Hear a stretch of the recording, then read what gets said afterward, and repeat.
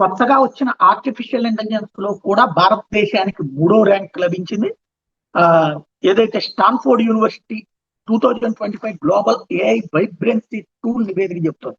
2024 global AI vibrancy ranking ఆధారంగా తాజా జాబితాను స్టాన్ఫోర్డ్ విడుదల చేసింది. గత జాబితాతో పోలిస్తే 4 స్థానాలు భారత్ ఎగబాకి పైకి వచ్చింది.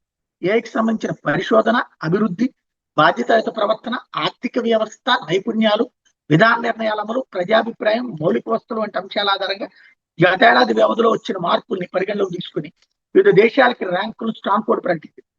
ఈ ప్రకారం ఏఐ పురోగతిలో అమెరికా, చైనా తర్వాత స్థానంలో మన దేశం ఉంది.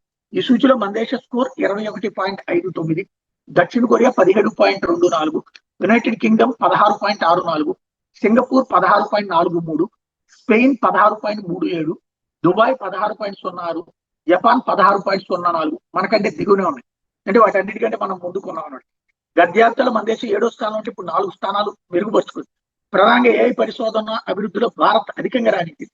ఏఐ నైపుణ్యాలు ఇందుకు అనుసరిస్తున్న విద్యా విధానం మన దేశంలో మెరుగ్గా ఉందని గుర్తించింది.